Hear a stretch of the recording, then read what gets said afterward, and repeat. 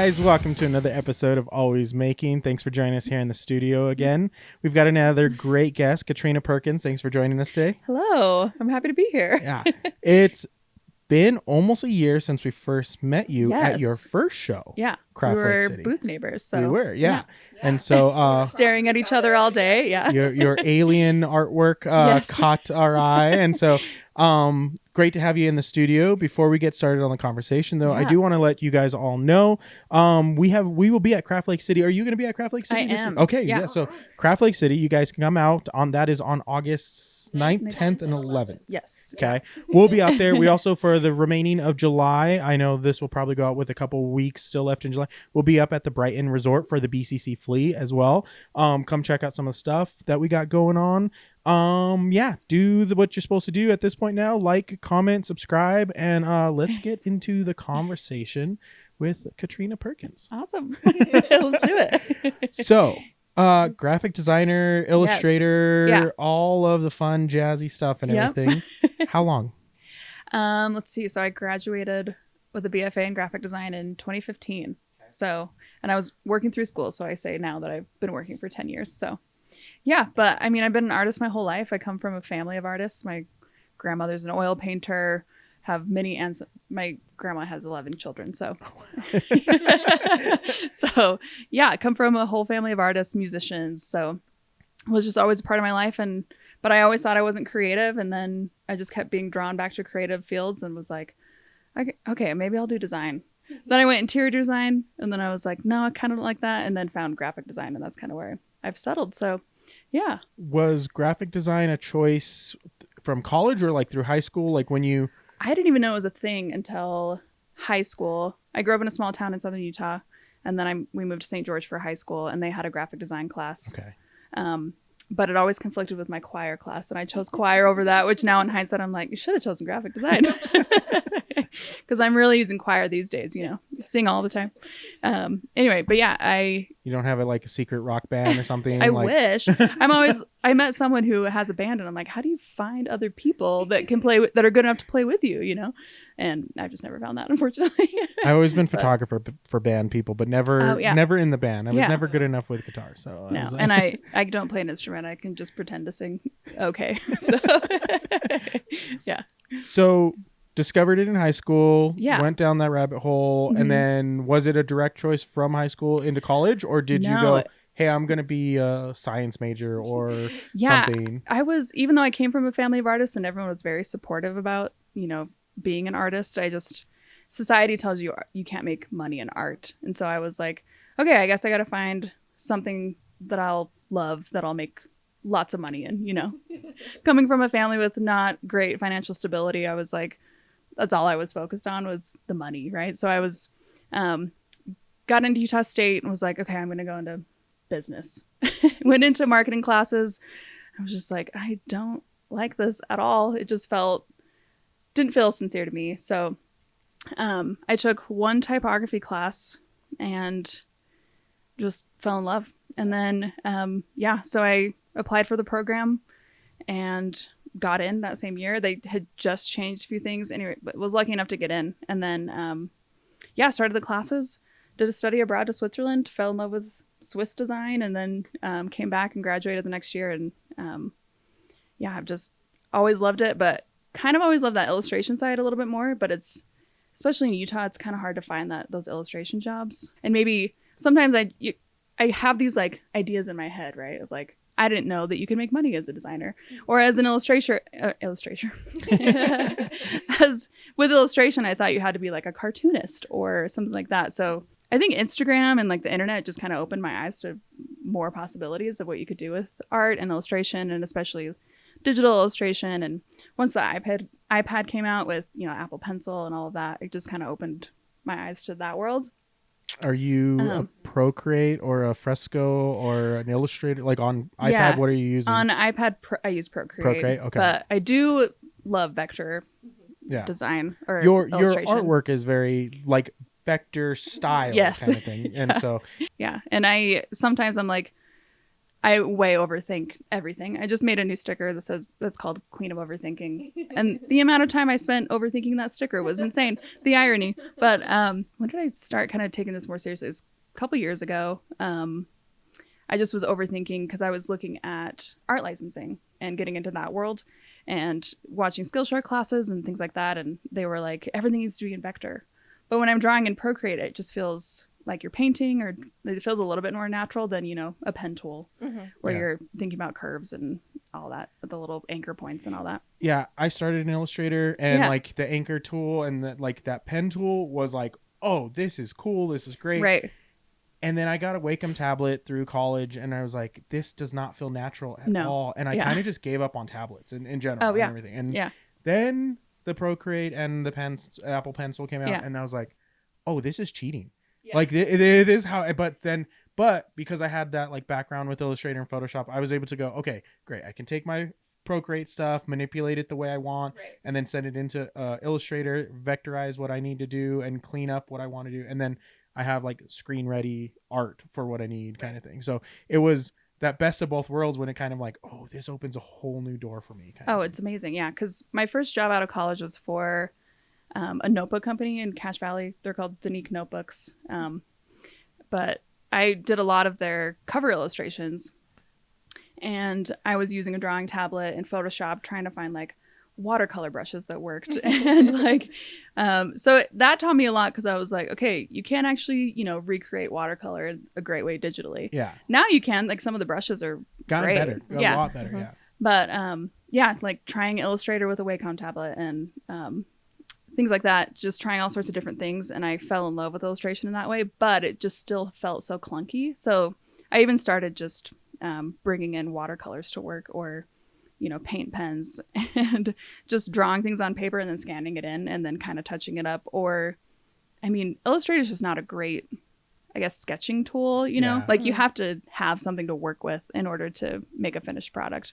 So I would either scan it in and then, I don't know, add vector elements to kind of give it a different vibe or something. But yeah, that taught me a lot. And then felt like the only way I could use this illustration was kind of in like the stationery industry or something, but that wasn't where I wanted to go at the time. I wanted more experience in design with like branding and that kind of stuff. So I kind of transitioned, but now I've like come full circle and come back to that world. And I'm like, that was like almost 10 years ago. And I was like helping artists license their work to us. And I was like, if I had just stuck with it, like now art licensing is like what everyone's trying to do. Yeah. And it now feels a little bit harder to get into, and I'm sure it's just in my head because I follow so many artists. I see all the time these artists licensing their work, and it feels like everyone's doing it. And so I'm like, is there space for me? And so I'm always just kicking myself for not, you know, getting on Society6 or Etsy, you know, 10 years ago. But yeah, I've just always worked for somebody else. So for the last however many years, I've just been dying to create for myself. So yeah. And here we are. Here we are. Yeah. So what kind of kickstarted that was after COVID, I was just feeling super creatively burned out.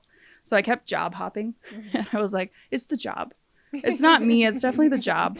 I'm just, you know, it's their problem. It's not me. Yeah. So I probably transitioned jobs between 2019 and 2022. I had 3 different jobs at 3 different companies. And I finally in 2022 was like, okay, I think it's a me problem. I think I'm just creatively burned out.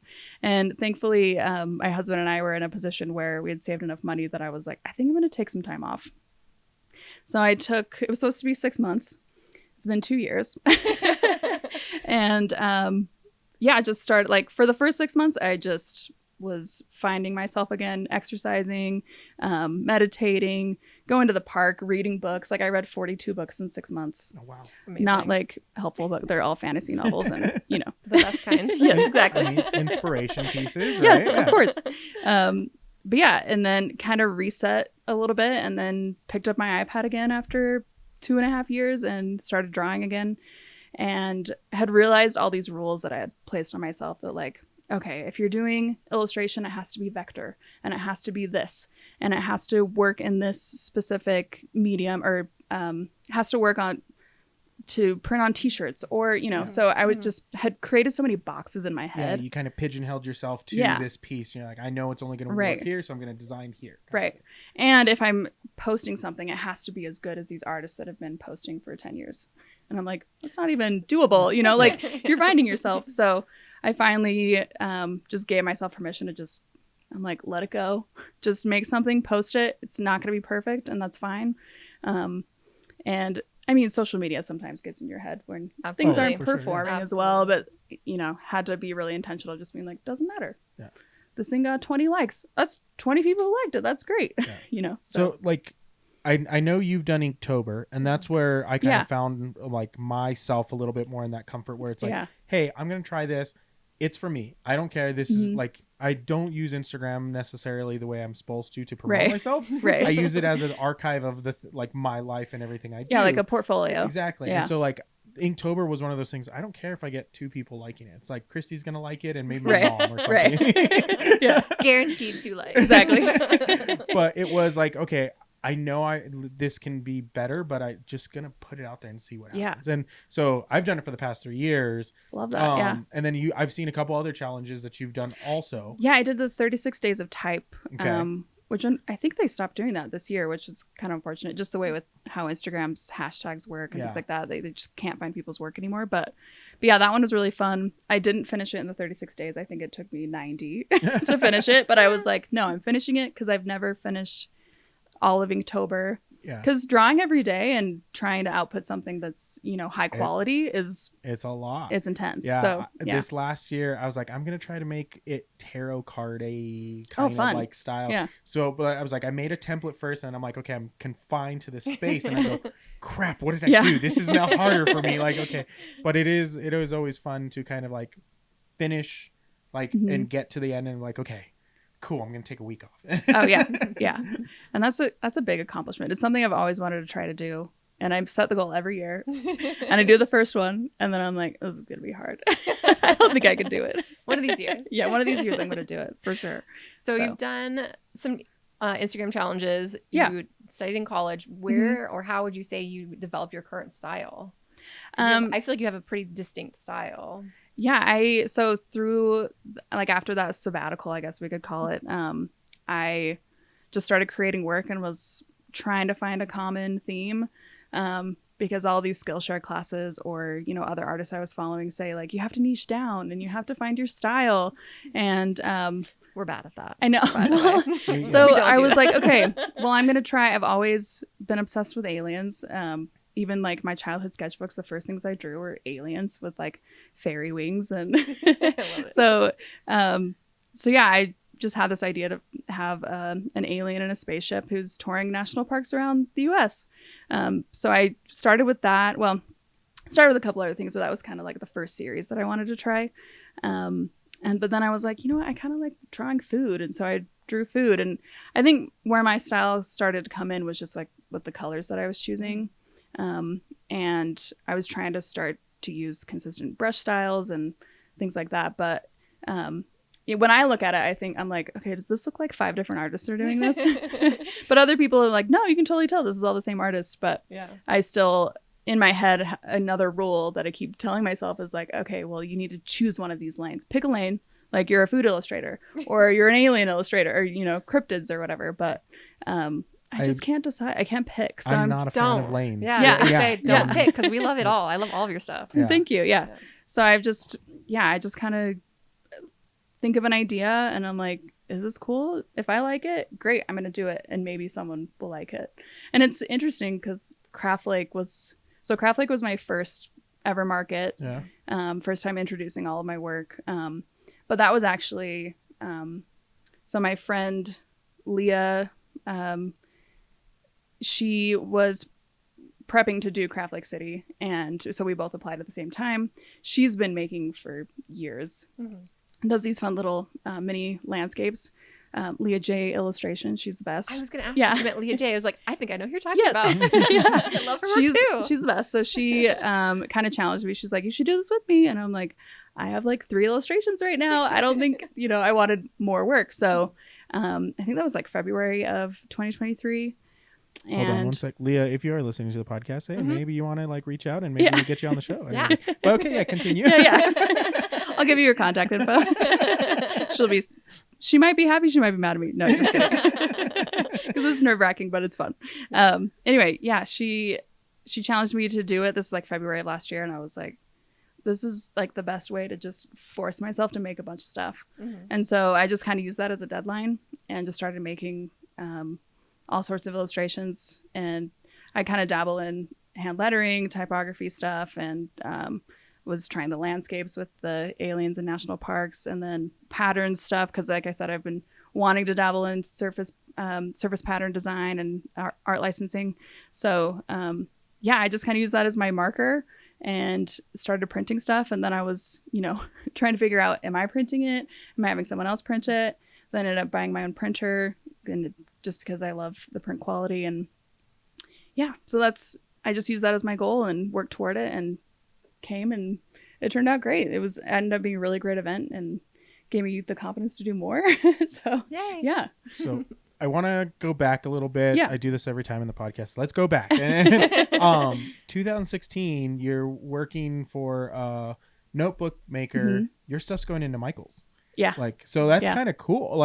It was really cool. I had 3 designs going to Urban Outfitters. I had, there was a store called Hastings. It was like a Blockbuster. I think it was a national. There was one in Logan and this is where this company was. But yeah, so I did like a Sugar Skull Stormtrooper thing, which it was always like crossing the line of IP. Yeah. Where I was like, can we do this? But it was always limited run, so I don't think anyone ever noticed.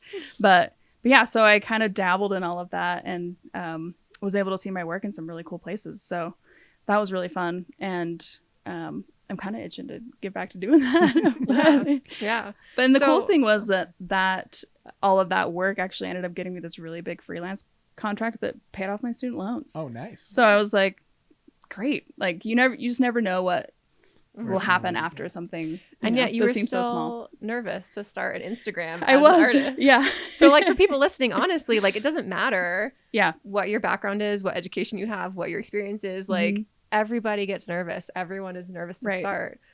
So another question we always ask is, how did you decide to make that leap? How did you decide to start? I mean, I think I started technically posting on my Instagram in college, but all of that's since been removed because it was awful. But I wasn't consistently posting. I think it was like a challenge as a senior graphic design student to post on Instagram, have like a portfolio page.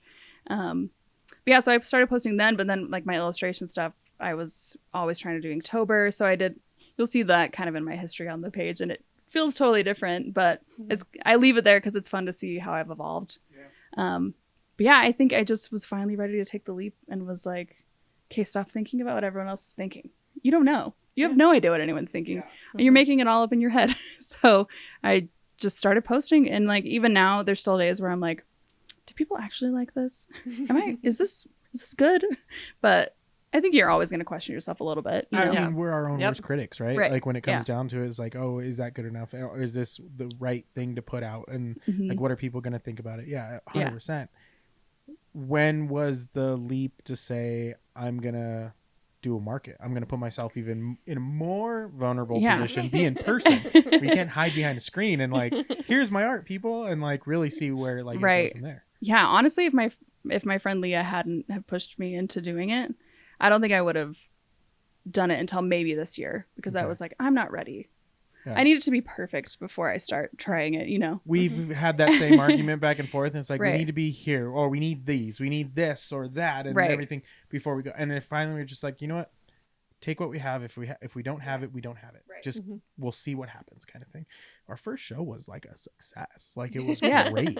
And was your first show Craft Lake? No, so it technically was gonna be our first show. Okay. Then we ended up getting finding out about SLC Punk flea market. Yeah. And we're like, hey, like maybe this is us. Let's go. So like maybe we should try this smaller, like one afternoon show before we do a huge 3-day like festival art show. 2 weeks before Craft Lake City. Okay. So we basically like took everything we had, loaded up our car, and said, okay, set up however we think. Like we didn't have tablecloths. We literally just had like 2 folding tables. Yeah. Or like just put stuff out. We're like going to See. stores like, Hey. okay, we need this rack. We Right. need like this. How do we like, display things? And then Yeah. okay, great. We had like a little tester run and it went really well for us. Mhm. And then we're like, okay, we can do Craft Lake City. I think we can. Let's see. And then Craft Lake City was like really good for us. Yeah. And so we're like, Was that last year or 2 years ago now. okay? yeah. So Yeah. this Okay, will be cool. our 3rd year for Yeah. this year, Great. coming up. And how was your first experience for Craft Lake City? Honestly, it was great. I mean, I had no expectations, never done a market before, hadn't talked to anyone who'd done it before. So as far as like sales goes, I had no idea of like What to expect? Yeah. Mhm. And it ended up being great. I kind of just like made up a number in my head and I ended up hitting that goal. And I was like, cool, this is great. And then tried some different markets last year and they weren't quite as good, but they also were 1-day events. Yeah. Mhm. So yeah, it ended up being a really awesome experience. And even just the feedback that I got from people walking by, hearing people's comments was almost worth it just to see that. Yeah. Even if I hadn't sold anything, just seeing people react, I was like, okay, people like this. Like they might just not want it on an art print that they want to hang on their wall. Maybe they want it as a sticker or something. Yeah. So yeah, took some feedback from there and have kind of evolved for this year a little bit. Always have way more that I want to do, but you know, financial things, you know, Yeah. inventory costs a lot of money for certain things and things like that. But yeah, so Yeah, we talk about this on the show all the time. I like to say it's kind of a drug in the sense of like what you get is a natural high from people just coming and going, wow, that's really cool. And but like they don't buy it, and that's okay, kind of thing, Right. because it's very similar in the sense of like them hitting a like on Right. the Instagram post, but it's verbally you hear and you can make a connection with someone and you're like, oh, that's really cool. And then have you gotten the repeat like people come through now and like, Yeah. oh, you were at this show Yeah. kind of thing. So like, how does that feel? Like oh, that feels even so. more, I'm like, right? you remember me? Yeah. I'm like, no way, that's great. It is pretty crazy. Like from a year ago, you're now how many shows in for this past year? Oh man, okay. I think I did a total of 10 or 11 last year. So and then almost average yeah. once a month. Kind yeah, of? Okay. yeah. Well, so I guess in the what would that be, August to November-ish. Okay. Did about 10 or 11, and then this year I think I'm 6 or 7 in, and I have quite the schedule set up. Which in hindsight I'm like, that's a hot summer. I should not have chosen so many outdoor events. But it's tough. bought some of those neck fans from Costco. They help a little bit. We have But- a little battery operated Yep. fan that we Yeah. can with Yeah. us for sure. But yeah, so just signing up for one, it was so nerve-wracking setting up the table at my house. Like, I'm like, is this how people do it? How do I? So I actually just stalked a bunch of artists' Instagram. I was like, have they done artists before? Yes, they have. Okay, great. How did they set up their table? And then I even went to, I think it's Renegade Craft Show. They do like Seattle, LA. That sounds very familiar. It's like a bigger craft show. Went to their Instagram page and was just scrolling through, doing all sorts of research.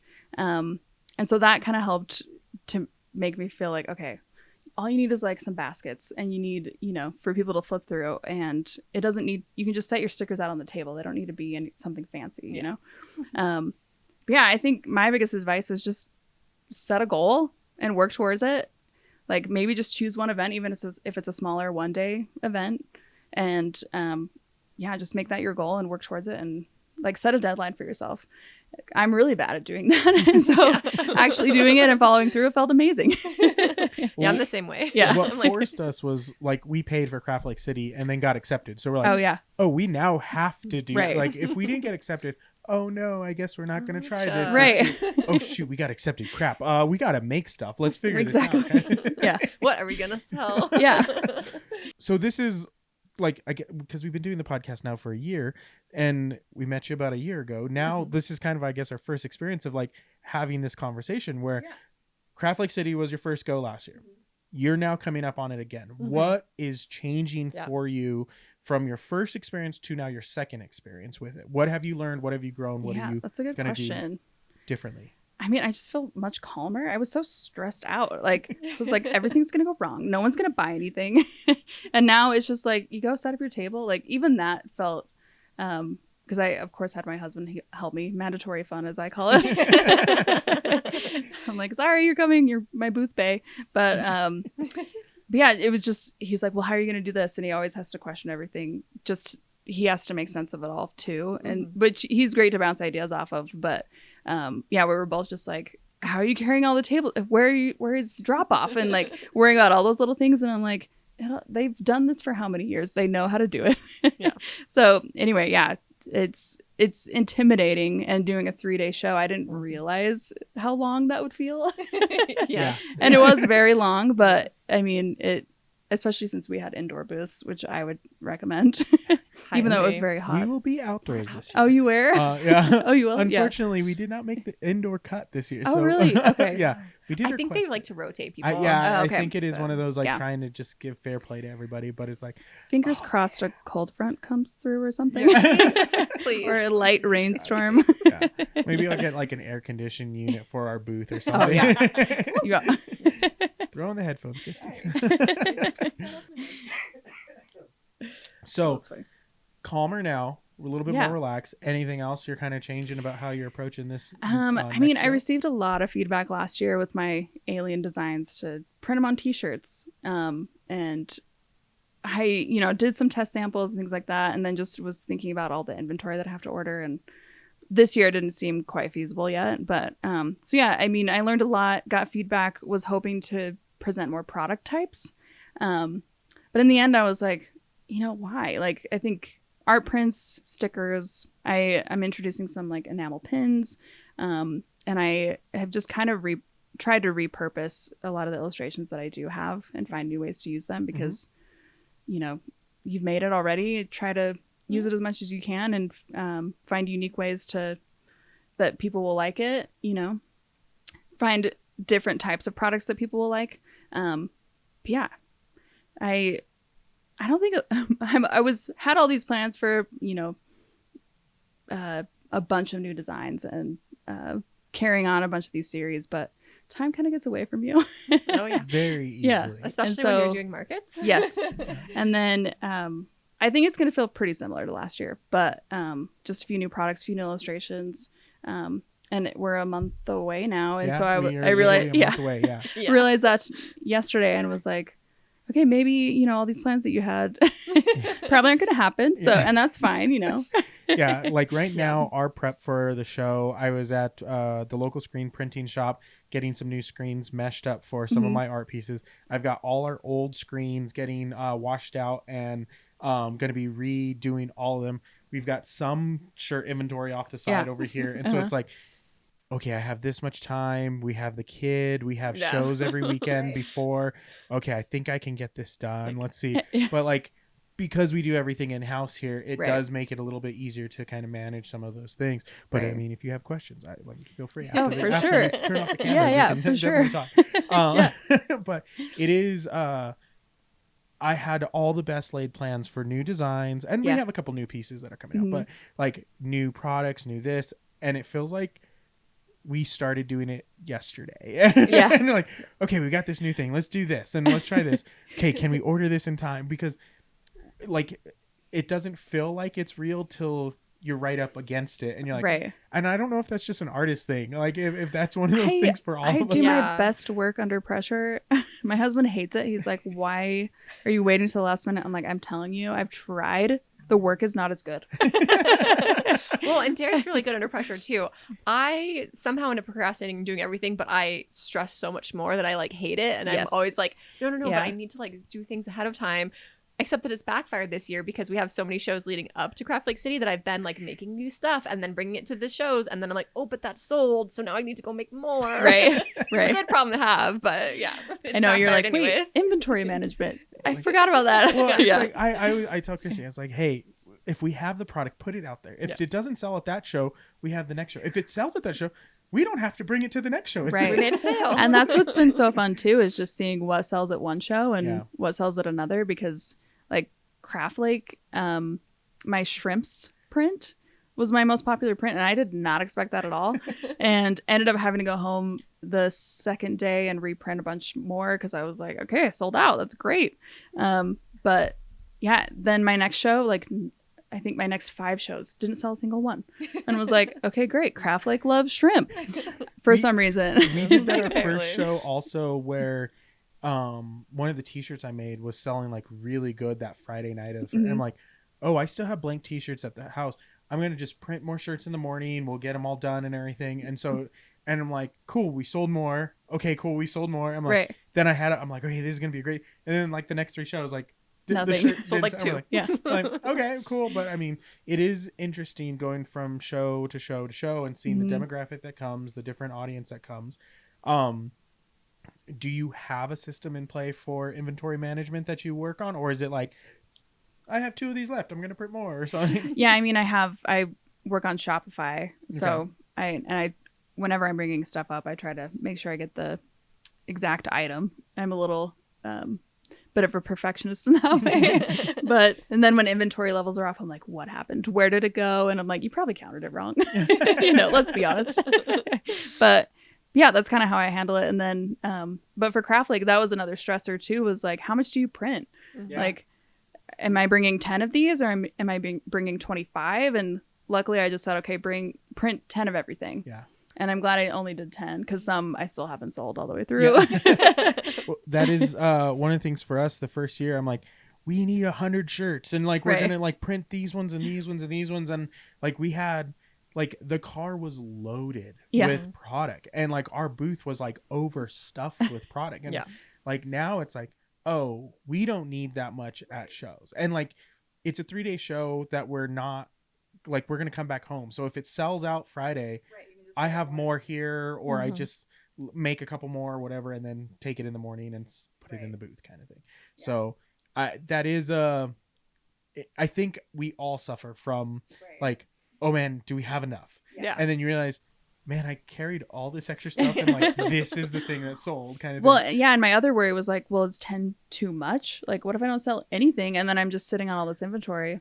And then, so you just kind of learn as you go. Yeah. And there's, like I said, still things that I've never sold, and I've just started like giving those out for free and online orders, or discount them at certain shows, and that kind of helps. But yeah, it's all a learning experience, and I think you can call them failures here and there, but I don't think it's failing when you're learning something from it. I would never call it a failure in that sense, because you are gaining something from that experience. When we had Erikaisms on, it was her first Craft Lake City, was also 2023 for her as well. It didn't go that well. Compared to her other shows, but it also, she walked away from it going, I like this. I want to do it again. I'm going to continue doing it.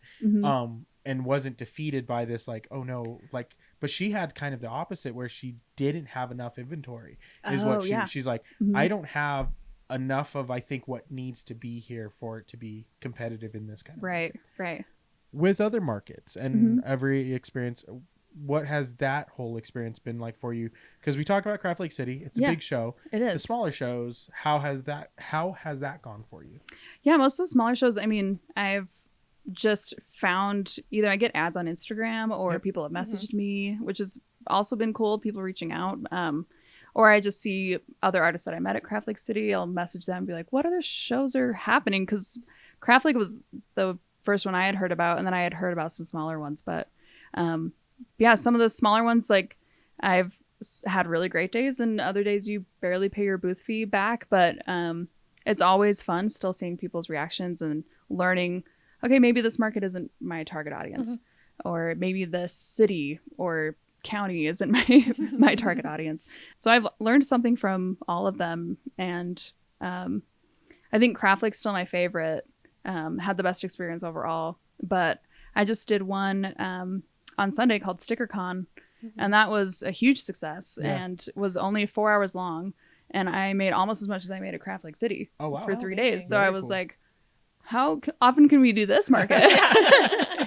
Excuse me. I did see StickerCon, and we already booked that Sunday. I was like, oh man, I guess we can't apply for that one. Like, but we were bummed. It was like, we have some cool stickers and some cool things. I'm like, oh, maybe next one we can catch. For sure. Do another one. Yeah. The community was great. I just think like the vibes were there, and the people that came like just were super into the event. And as like my inner child who used to collect stickers was just like, this is the perfect event. I love this.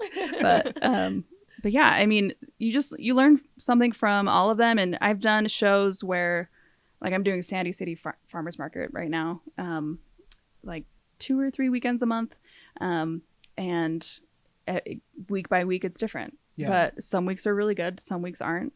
And it just depends on the crowd that comes out. And like, you just don't let that discourage you, because sometimes it's out of your control. Yeah, so absolutely. There's been plenty that I've lost money on, but I always walk away. Like, sure, after you're like, oh, that was 6 hours for not a whole lot. I'm gonna go get a coffee. And that's all I can afford it. Yeah. And the bad thing about bringing my husband to all of these is he likes to go to all the food trucks. So I'm like, well, you just spent everything that we made.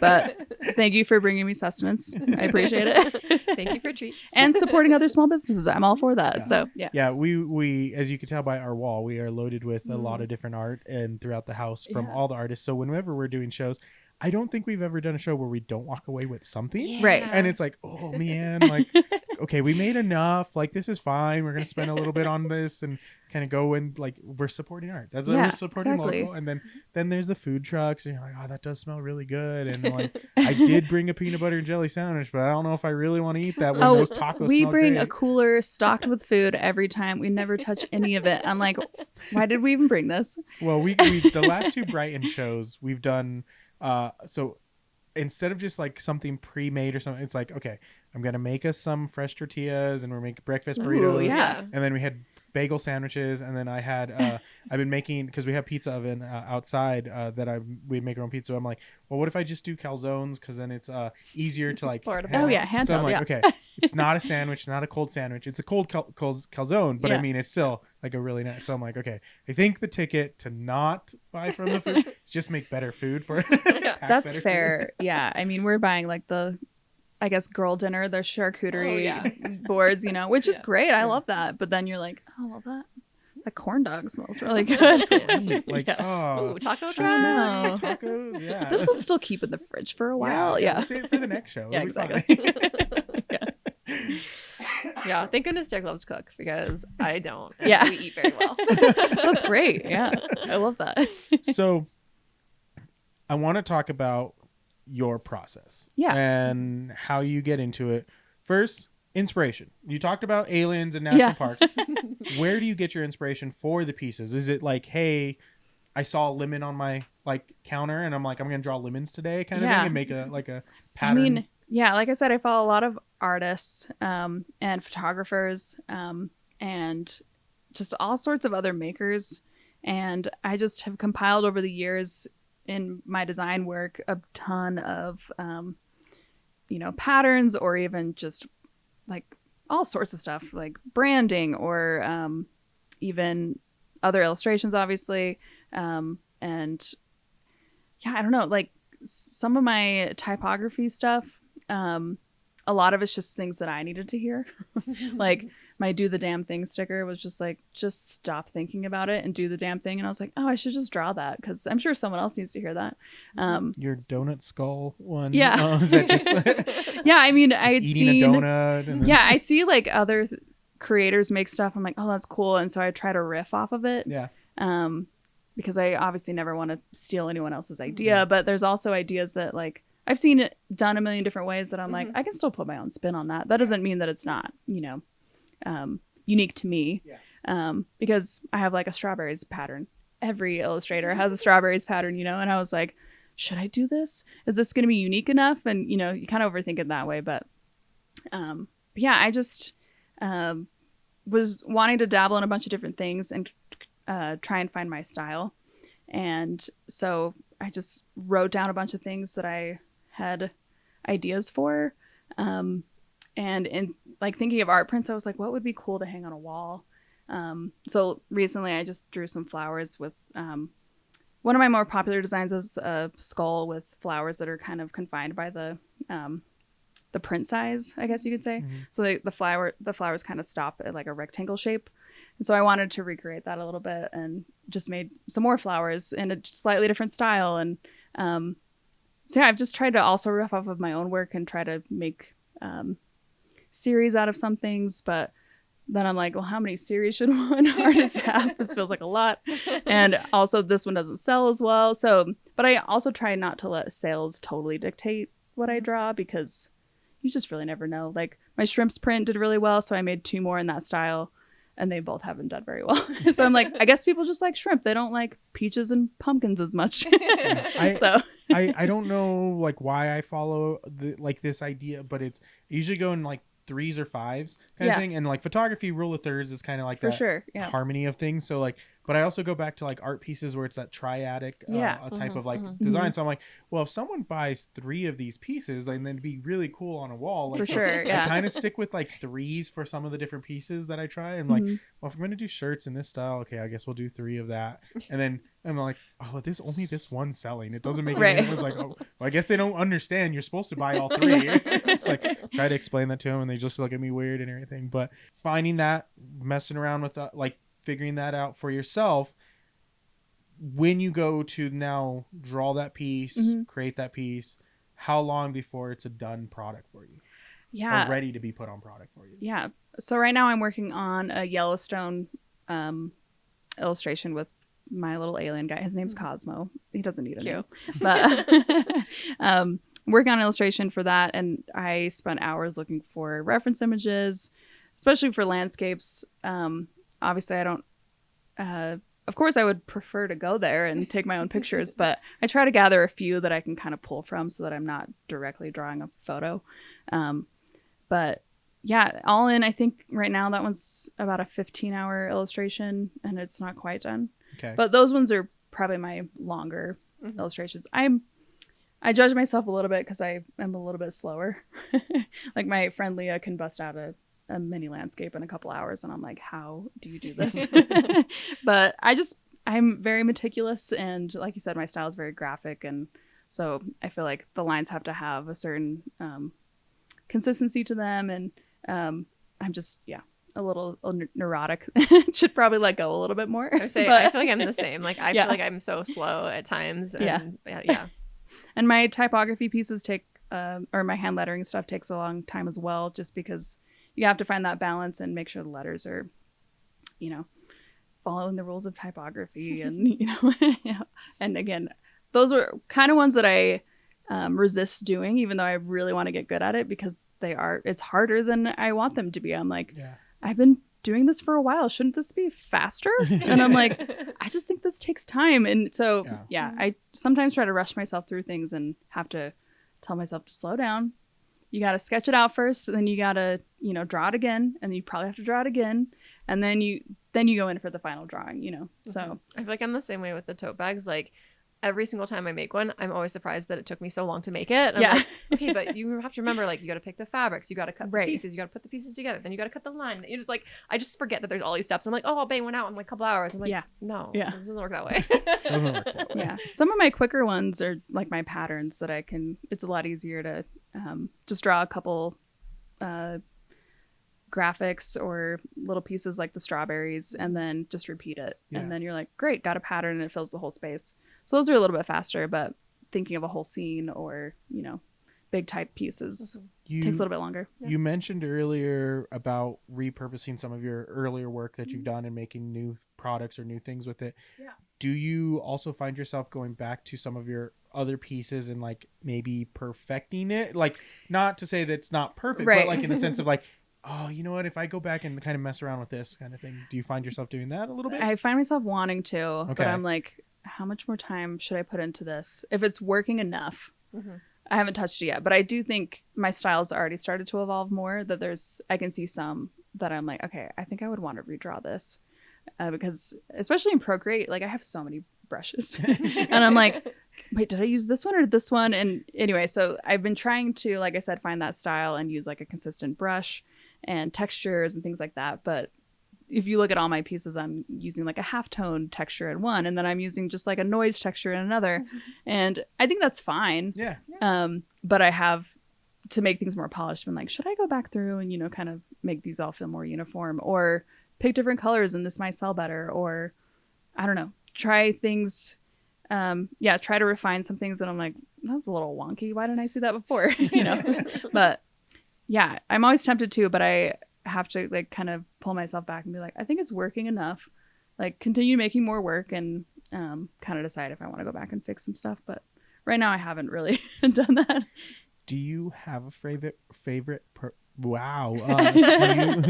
Do you have a favorite Procreate brush? Wow, that was a tongue twister. Yeah.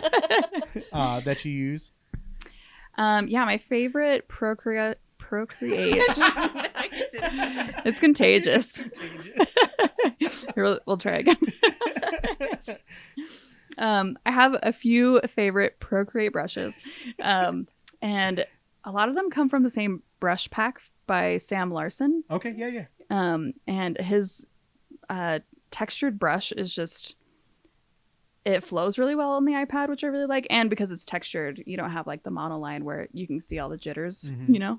And then, I've bought a lot from, I think it's Retro Supply Co. Yep. Yeah. And just messed with those. And recently I've started testing a bunch to see, you know, some that are similar to what I was using before that maybe just have a little bit more versatility. Those are kind of my favorite. And then there are some just, I guess, stock Procreate brushes that are already in the app. I'm trying to think.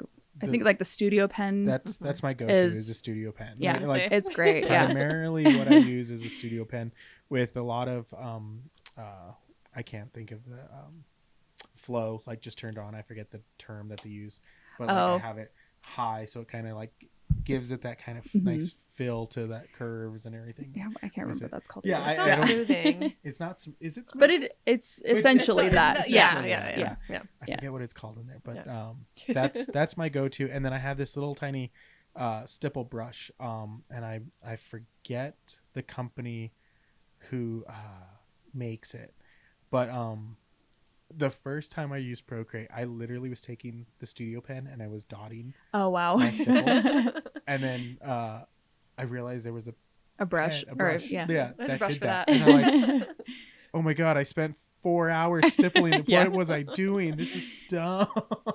But then you figure it out, and I was like, well, okay, cool. Now I know. But that's why, like, I always consider it like just cheating because it makes it so easy in some cases. I know. You're like, wait, this shouldn't, like, because then you go back to paper sometimes and you're like, I'm gonna redraw this in ink, and I'm like, nah, no. And then you find yourself doing the Control-Z on the paper. I tried to like pinch and zoom into something the other day, like a photograph, and I was like, Christy, I bought paper. some slides. That's what it was. It was a slide, and I was like, I wanted to look at it closer, and I was like, that doesn't work. This is analog. I mean, you wish you could just like focus your eyes. Yeah. Enhance. Oh man, yeah. We always like to ask, is there a tool that you use that like kind of has changed the game for you with what you're doing? I'm gonna take a guess, and it might be the iPad, but is there something that you really go to that is like, if I didn't have this, I don't know where I would be without it? Yeah, I mean, comparing my work to what I was doing with just a Wacom, with that tablet and Photoshop and Illustrator, buying an iPad with that Apple Pencil, like I resisted it for so long. Like my friend in college and I would always joke that, because this was 2010, right when the iPad came out, and everyone was like, why do we need an iPad? Yeah. And now I'm like, everyone needs an iPad. I am like Christy knows, we're not Apple fanboys. We really do hate the product and everything. Yeah. But there is nothing like it. We don't like the phones, the computers, all this stuff doesn't matter. But the iPad is something like, and again, like if you guys, you don't need the pro version, you don't need the highest end I was using the 2008 one because I was paying monthly for a cell phone plan on it, because I was like, this is the way I'm going to be able to afford an iPad. I'll pay my monthly phone bill, get an iPad, and I also get internet wherever I want. But then I bought the like basic Gen 1 pencil, and that's what Christy plays around with right now, and it's like that works just fine to get like really good results. Yeah, because it's so much more intuitive, because you're actually looking at it's like drawing on paper, not as great. Like I still sometimes have to sketch on paper to really get the form that I want, but compared to a Wacom tablet where you're looking up at a screen instead of, it's a little bit of a disconnect. So even playing with the Cintiq model that they have where it has the screen built in, it just did not feel the same. And I always felt kind of like laggy or like, it's just like never as smooth. I almost, because I'm like, I'm going to sit on my desktop more and work and sit in like the iPad. I don't really want to utilize it as much. I almost bought some of the newer models that like look like an iPad, but they connect to the computer. Right. But I'm like, you know what? Why? Yeah. I have the iPad right there kind of thing. And like, it does exactly what I need. The only reason I'm like, I need it to work in Photoshop or I need to work in Illustrator. But once you find like your kind of rhythm and like how to work with everything and not just like, this is the only way, then sky's the limit. Right. Well, and sometimes with Procreate, there are limits to the quality that you can get. I hate type in Procreate. Oh, it's the worst. I always bring it into Illustrator. Yeah. All my type work is done in Illustrator. But even like the quality, or I guess your canvas size, then it limits how many layers you can have. Yeah. So that drives me crazy because I always try to draw everything at double the size in case I ever want to go print it bigger. But then I'm like, okay, cool. I got 20 layers to work with for this giant landscape. And I'm like, okay, I really wish that I could just draw in Photoshop right now. Yeah. So I have considered buying another tablet, just because I used it for so long that I have I'm sure it would be another learning curve to get back to it after working on the iPad for so long.